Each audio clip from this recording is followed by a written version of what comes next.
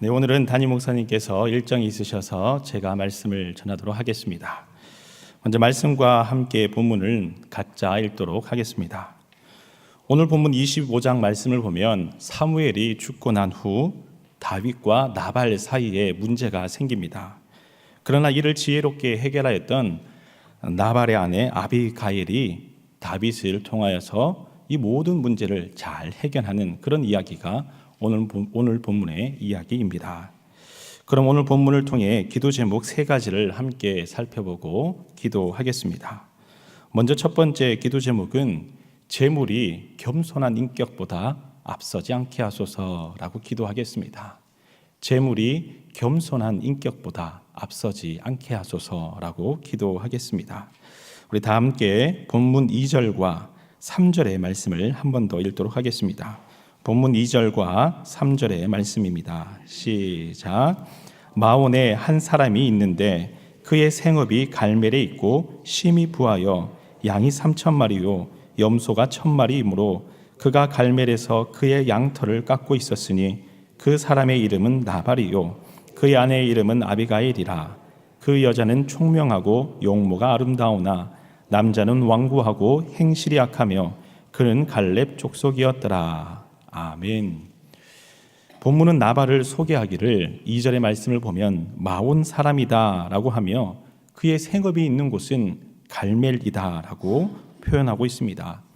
여러분, 여기서 마온이라고 하는 지역은 여호수아 15장에서 이스라엘이 가나안 땅을 정복한 후 유다 지파에게 분배된 땅, 그 땅이 바로 마온 땅입니다.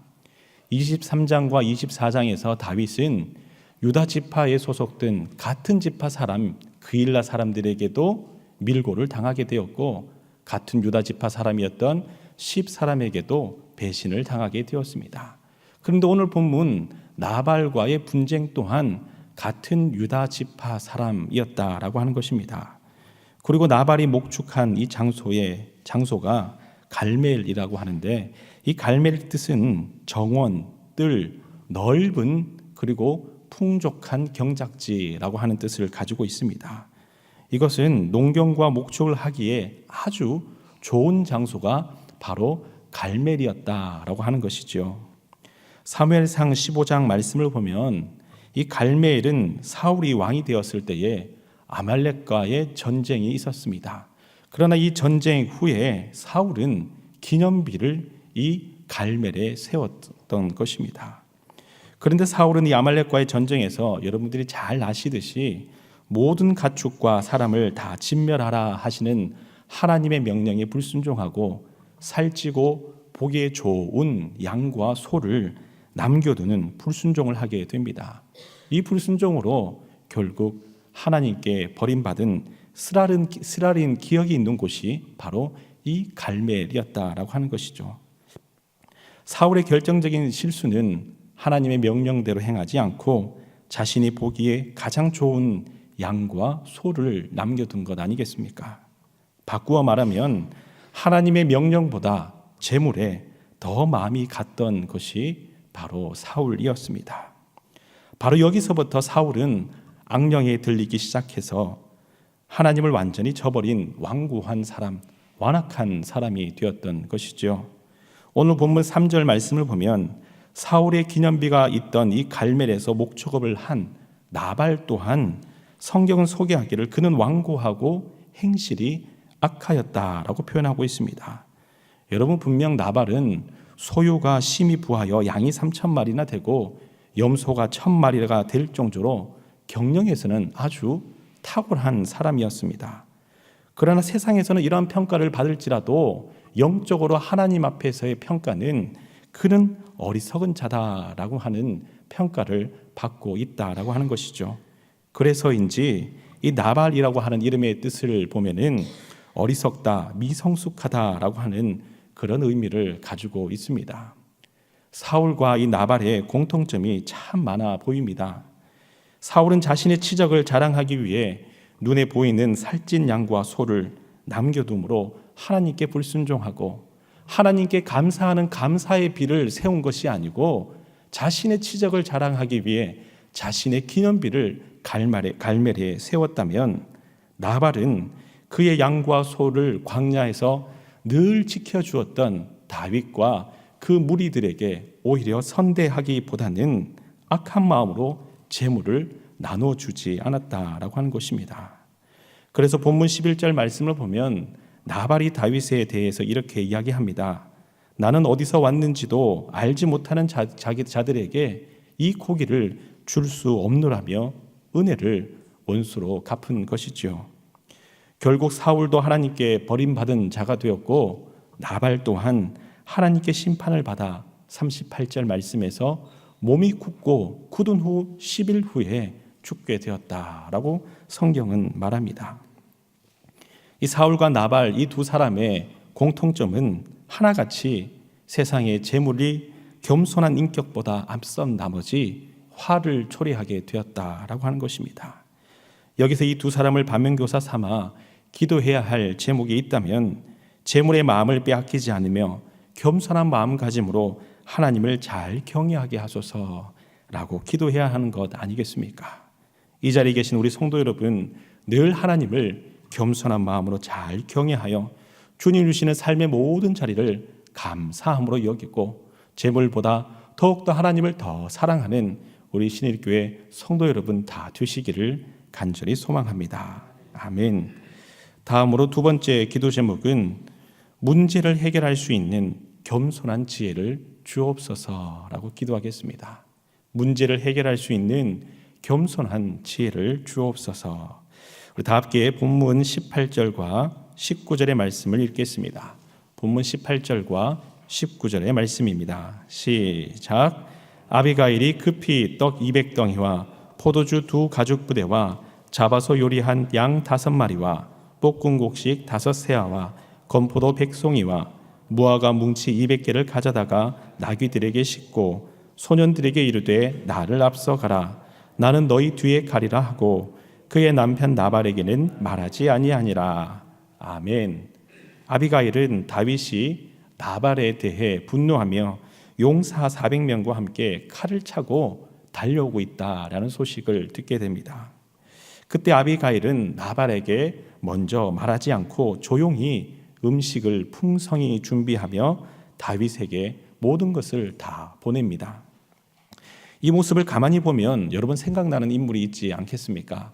바로 야곱이 형 에서를 만나기 전 형의 보복이 두려워 그 모든 전 재산을 세 대로 나누어서 형에게 먼저 다 보냈던 그런 장면이 기억이 납니다.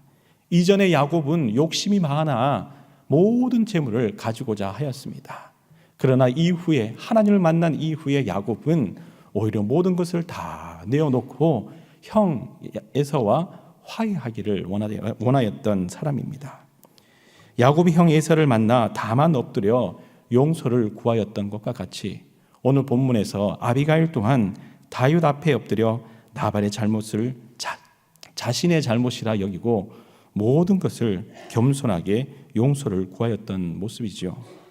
그때 다윗은 아비가일의 모습을 통해 감동을 받고 모든 지난 일들을 다 용서합니다.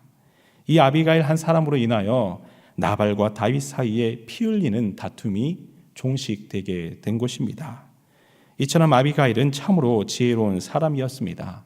그래서 그런지 이 아비가일의 이름의 뜻을 보면요, 아버지라는 뜻을 가진 아부라고 하는 단어와 즐거움과 기쁨이라는 뜻을 가진 낄이라는 단어가 결합되어 즐거움의 아버지, 바꾸어 말하면 즐거움의 기쁨의 원천이라는 의미를 가지고 있습니다. 이와 같이 아비가일은 문제가 있는 곳에 지혜로운 해결자로 나섰습니다. 그리고 아비가일은 근심이 있는 곳에 즐거움을 가져다 줄 수 있는 축복의 통로로 하나님께 쓰임을 받았던 것입니다. 그래서 오늘 이 새벽자단에 기도하실 때에 하나님, 제가 바로 아비가일과 같이 문제를 지혜롭게 해결하는 기쁨의 통로가 되게 해 주십시오. 가정에서도 직장에서도 일터에서도 문제가 있는 모든 곳에서 그 근심을, 그 문제를 해결할 수 있는 지혜로운 아비가일과 같은 사람이 될 수 있도록 겸손한 지혜를 더하여 주옵소서라고 기도하심으로 여러분이 가지고 있는 모든 순적한 문제 위에 하나님의 은혜가 가득하기를 간절히 소망합니다. 마지막으로 세 번째 기도 제목은 늘 영적으로 깨어있게 하소서라고 기도하겠습니다. 늘 영적으로 깨어있게 하소서. 우리 다 함께 본문 32절과 33절의 말씀을 읽겠습니다. 32절과 33절의 말씀입니다. 시작. 다윗이 아비가일에게 이르되 오늘 너를 보내어 나를 영접하게 하신 이스라엘의 하나님 여호와를 찬송할지로다. 또 내 지혜를 칭찬할지며 또 내게 복이 있을지로다. 오늘 내가 피를 흘릴 것과 친히 복수하는 것을 내가 막았느니라. 아멘. 여러분, 다윗은 아비가일의 이야기를 듣고 나발에게 복수하러 가는 도중 이 아비가일을 만나는 것이 바로 하나님의 섭리임을 깨닫게 되었습니다. 그리고 자신의 인간적인 복수심에 눈먼 바로 그 자신을 돌이키고 그 나를 돌이키게 하신 하나님께 찬송을 올려드립니다. 여기서 중요한 것은 다윗이 아비가일의 이야기를 듣고 마음으로 깨달았다라고 하는 것, 이것이 바로 중요한 것입니다. 성경에서는 듣고서도 깨닫지 못하는 사람이 참 많습니다. 대표적으로 사울을 들 수가 있습니다. 사울은 사무엘이 전하는 하나님의 말씀을 온전히 듣지 않았습니다. 오히려 백성이 유혹하는 말을 먼저 경청하여 듣고서는 끊임없이 다윗을 해하려고 하였던 사람입니다. 솔로몬의 아들 르호보암은 경험 많은 지혜로운 대신들의 이야기를 듣지 않고 오히려 들어서는 안 되는 악한 젊은 신하들의 이야기를 듣고서 백성들을 정갈과 채찍으로 다스리며 나라를 나뉘어지게 한 장본인이 되었습니다. 여러분, 그래서 하나님은 예레미야 22장 21절에서 이렇게 말씀하십니다. 내가 평안할 때에 내가 내게 말하였으나 내 말이 나는 듣지 아니하리라 하였나니 내가 어려서부터 내 목소리를 청종하지 아니함이 바로 내 습관이라. 여러분, 그러나 다윗은 선지자 나단이 그의 잘못을 지적할 때에 눈물로 회개하며 그 말씀을 경청하였습니다. 선지자 갓이 모압 땅에 있는 것이 아니라 다시 이스라엘로 돌아오는 것이 하나님의 뜻이라라고 하였을 때에 과감하게 도망자 신세였을지라도 다시 이스라엘로 돌아와 하나님의 때를 기다리며 그 말씀에 경청을 하였습니다. 오늘 본문에서도 하나님께서 아비가일을 보내셨다라는 것을 그 마음 가운데 깨닫고 아비가일의 모든 말을 다 듣고 경청하며 분노한 자신을 돌이켜 오히려 하나님께 찬송하며 아비가일을 칭찬하는 모습이 바로 다윗의 모습입니다. 여기서 우리가 알 수 있는 중요한 교훈은 하나님의 말씀을 들을 귀와 깨달을 수 있는 마음이 있을 때에 비로소 늘 영적으로 깨어있게 된다라고 하는 것입니다. 들을 귀와 깨닫는 마음이 있을 때에 늘 영적으로 깨어있게 된다라는 것입니다. 이와 같이 이 자리에 계신 모든 성도 여러분, 하나님의 말씀을 들을 때에 그리고 깨닫는 마음을 주시기를 간절히 기도함으로 늘 주님 주신 말씀을 통하여서 영적으로 깨어있는, 깨어 기도하는 우리 성도 여러분 다 되시기를 간절히 소망합니다. 아멘. 이 시간 다 함께 세 가지 기도 제목으로 함께 기도하겠습니다. 먼저 첫 번째 기도 제목은 하나님, 재물이 겸손한 인격보다 앞서지 않게 하소서라고 기도하시고, 두 번째 기도 제목은 문제를 해결할 수 있는 겸손한 지혜를 저에게 그리고 저희 사랑하는 가족들에게 주옵소서라고 기도하시고, 마지막으로 세 번째 기도 제목은 하나님의 말씀을 들을 귀와 깨닫는 마음을 주셔서 늘 영적으로 깨어있게 하여 주옵소서라고 기도하시고, 선교사님들의 모든 사역과 건강을 위해, 담임 목사님의 모든 사역의 일정과 영육 간의 강건함을 위해 간절히 기도하시고 각자의 기도 제목으로 기도하겠습니다. 함께 기도하겠습니다. 주여 믿습니다. 주여 믿습니다. 주여 믿습니다.